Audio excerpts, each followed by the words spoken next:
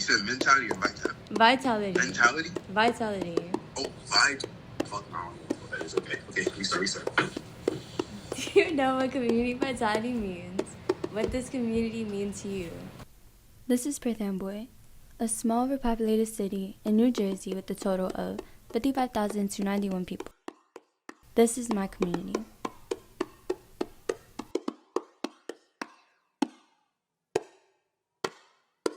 To me, like community means like a group of people, who you live around and people who come together to create something beautiful. Community vitality is community resilience, collective efficacy, which is cohesion, communities having an active role.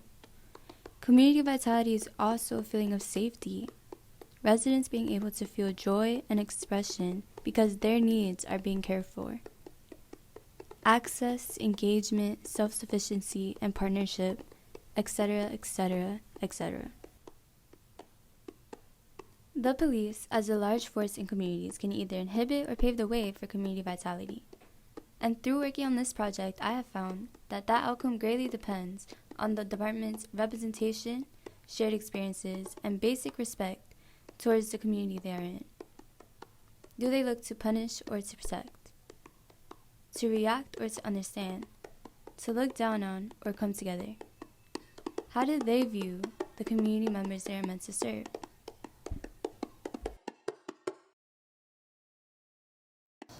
Hi, good morning. My name is Lieutenant Emma Rivera, and I am a lieutenant within the police department. I am currently the watch commander. My name is Gina Betancourt. I am a detective, which is a juvenile detective. I also work with special victims. Hello, my name is Helman Kaba, Mayor of the City of Perth Amboy. How much of our feeling of safety depends on our ability to see ourselves and those who are meant to protect us? Within our Perth Amboy Police Department, I feel that our police officers are a reflection of our community, right? For instance, female, we have the data that we have 12.6% of our force are females, right? That's the highest in our county. No other municipality in our county gets even close to 10%. Although that's great, right? It's not a true reflection of our community because obviously we have a lot more females, right, in our city. Our police force is about 85% Latinos, and that really goes with our community. We have a ranking officer in patrol. We have from a female captain to a lieutenant. Then we have two female sergeants. Then in every, like an investigation unit, we have one in each unit. There's 3 units. Each unit has a female. It's very uncommon. So I think we're, 90% Latinas? It's like one that's non-Latina. Being a police officer, I have more interactions with all the juveniles, even adults. You know, I could be walking down and they see a female dressed as this, like I'm always in dress attire. Today I'm just wearing BDUs because it's the day before Thanksgiving. And people come up to us, like, especially for me. I have females, I had one that came up to me when I was at a bakery. I just went to make a payment and she's like, oh, she starts talking to me. Like she knew me for a long time. And that's how we build our relationship with people, especially for a female detective. The cops kind of pull people over or force interactions a lot with with civilians here sometimes, Can I explain the story? Mm-hmm. Okay. So I was coming home. I was bringing my brother home from work, right? And I was coming off the exit, and it's 40 miles per hour. And then there was a cop sitting right by the sign where it changed from 40 to 25, but everybody always goes fucking faster. So I was going 5 miles over, and this lady fucking pulls me over right in front of my fucking house and gives me a ticket. for $60 in front of my crib. I can see my house from where I got police. But you know, I guess she's being nice because instead of giving me a speeding ticket, she gave me a ticket for not wearing my seatbelt. But I was wearing my seatbelt, but because I got that ticket, I didn't get a point on my license. So a second fucking patrol car pulled up. I didn't even fucking notice. I looked to my fucking right, and there's this fucking white tall man mean mugging the fuck out of me on my brother's side of the fucking window. And he was mean mugging crazy. I'm like, yo, where'd he come from? Like, I didn't even look him in the face. I was looking kind of scared, bro. Like, he didn't even say anything the whole time either. He was just looking at me. I'm like, I'm not gonna do nothing, gang. Is it necessary to separate the blue uniform and badge from the woman, the Latina, the mother, or the fellow community member who wears it for people to begin trusting them? You know, you're in the high school. It's hard for a kid to trust a detective or a cop, but they don't see me in the blue uniform, so it's different. When people like the mayor and many of the police officers have grown up in or have roots in Amboy, they can understand the disadvantages and the culture because they've lived it. They can find ways to connect to residents rather than separate from them. What the officers do here is what would be called proactive patrol, which means that they drive around their areas, they look for infractions, they look for criminal activity. A lot of the officers maintain the same area of patrol throughout the year. The reason that we do that is because then the officers become familiar with the areas, they become familiar with the residents of the area, with the people that frequent the area. So when there's something awry or something that doesn't fit in, or someone that's new, or some activity that doesn't match the daily routine, they're kind of alerted by it because we all have our day-to-day that we do. There's not a lot of surveillance. Actually not. For example, I feel like there's actually a good amount of cops usually patrolling around. You know, probably every time I leave my house, there's probably at least a couple cop cars going somewhere, or they're set somewhere in front of someone's house or something. Personally, I do not feel surveilled here. No, I don't feel comfortable when I see a cop. No, not at all. Most of us officers live here. We grew up here. We want the best for the community, just like everybody else. I've had decent interactions with cops when they're not trying to pull me over. One time, probably close to 2 years ago, me and a group of friends were just chilling, talking to a cop about how we got to the position he had, you know. So for the most part, I feel like the cops here are pretty friendly, you know. Sometimes it could be a little quote unquote aggressive, but sometimes they're also for the community, I feel like, most of the time. So I was born and raised here. I went to school here. My kids went to school here. I've been a police officer here for 18 years. I don't live here anymore, but that doesn't mean that this isn't my hometown. So when I first grew up here, you know, Amboy is not perfect. We're a city.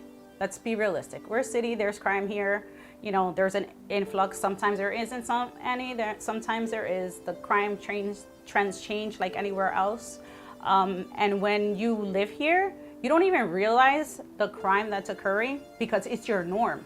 And then you sit behind the desk and you're like, can I curse here? Holy shit, does this really happen in this town?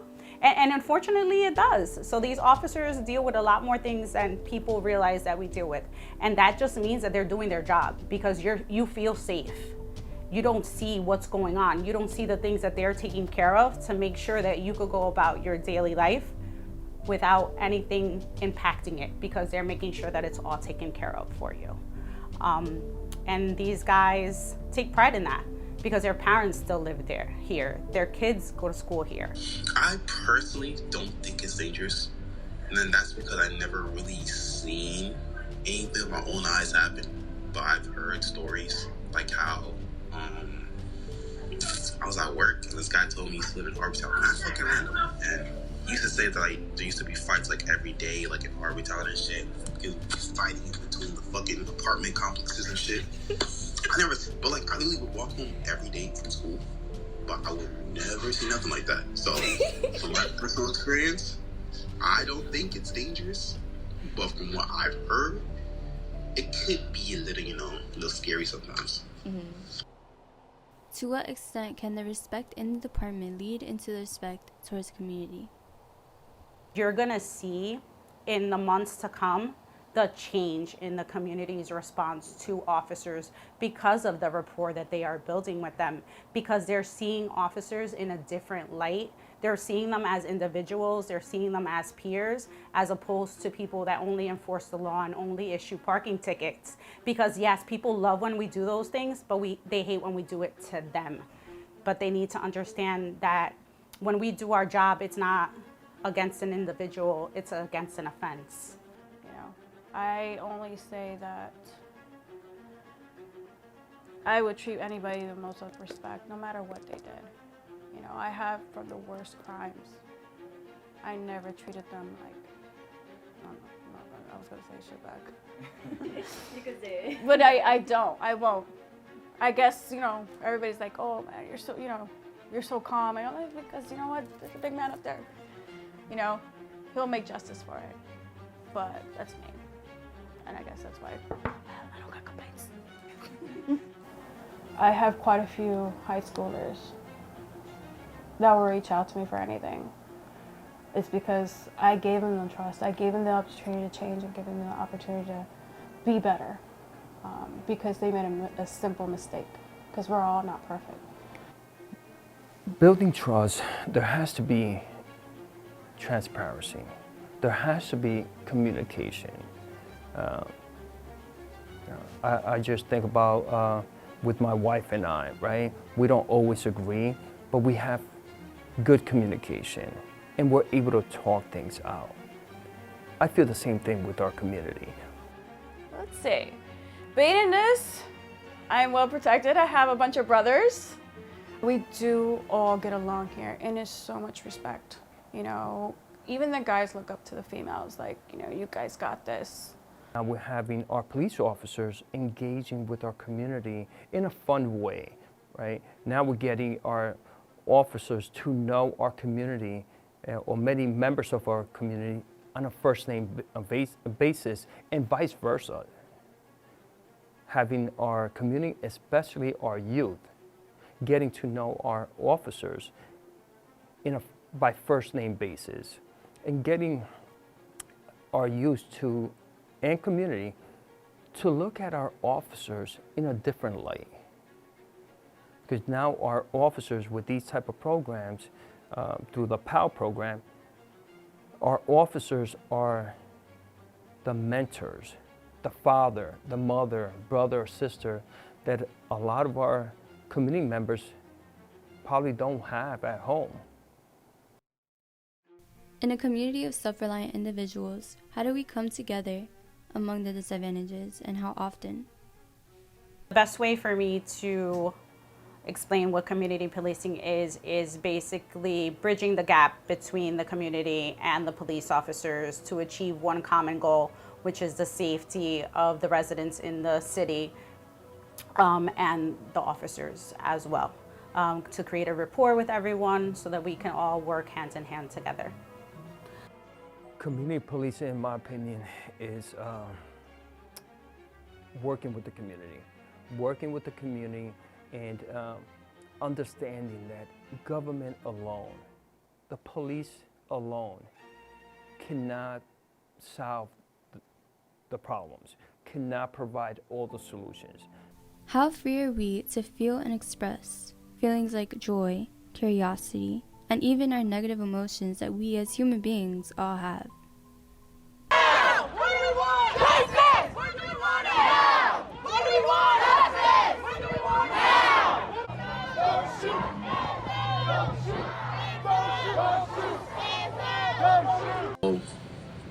Of the outside looking in type thing, I feel like I do see the community come together a lot, like quite often, you know. Like let's say when someone passes away, there's always like a big group of people around for the vigil, you know, a big group of people. So I feel like at times when the times are needed, I feel like people do come together. So while I was filming this, a man, probably in his 20s, came up to me to ask what I was filming for. And he was explaining that he too does B-roll for his music videos. This is just one example of how creativity and expression foster in this community and the connection that people in Amboy find in one another. Community vitality to me means engagement of the community, getting the community involved, getting everyone in the community involved and engaged, and making sure that that community is thriving and making sure that it's sustainable in everything that we do. How involved is the community in making critical decisions about the community? And what ways can we improve the city and how we view it? And we're going to continue to help others create their own organizations or create their own niche on whatever they want to do in our city to help others. And that's the key, helping others. And even with my office, we created the Mayor's Advisory Board. We also created the Mayor's Youth Advisory Board because I want to make sure that I'm hearing from our youth. Because even though we might think we have all the answers, we really don't. We need to hear from others, especially other generations, on how they see the world through their lens. That way we can understand each other, and that way we know how to move forward. There's a lot of empty lots sometimes. Empty lots, a lot of empty vacant lots, and some buildings that are abandoned. So I feel like, taking those down, putting them up, it will look pretty nice. Right next to the new field they built on High Street, there's an empty fucking building. Completely empty, abandoned building. It looks terrible next to it. So I feel like making the community look better, putting more money into buildings and different structures around the city, I feel like we'll definitely make it better. I just want to let everyone know that Perth Amboy is going through a renaissance right now. We have so many changes going on in Perth Amboy, all about open space, right? That goes with the community vitality. So within the next few years, we're going to be building 3 new city parks in the city of Perth Amboy. By next year, we're going to have a pocket park. Within the next couple of years, we're going to have another park, which is going to be called the Boat and Canoe Park, which is going to be 6-acre park. We're also going to create or build a park, a family-oriented park with grills to people to barbecue right there in front of the water, which is unique in Perth Amboy because we really don't have a park with barbecue grills. And for people in Perth Amboy to get that experience, they need to travel outside of Perth Amboy. And I think that's an injustice because, in Perth Amboy being an urban community, people are not as fortunate as others, and some people don't even have a backyard or a front yard. So it's very challenging for them to get that experience of doing a simple barbecue. But I want to make sure that we're building more open space as much as possible in Perth Amboy. I've lived in Amboy all my life, but just with this documentary, I learned so much about the criminal legal system in the city and how it operates, as well as what is or needs to be done to improve the city. Also, if not for the connections that I had, I would not have the same interview with the mayor that I have now. This makes me wonder, how accessible is information and how easy is it for community members to see what needs to be fixed? Hi, I'm Jada Gonzalez, and I'm going to be telling you what the community means to me. The community means a place where I live, a place where people live, my friends live, my family live, where my church is, my school is, where buildings are. And now I'm going to be telling you how I help the city. My church, we give out food for people who need it. And we don't charge them any money. And that's how I help my community. I hope you can help your community in another way or the same. Bye.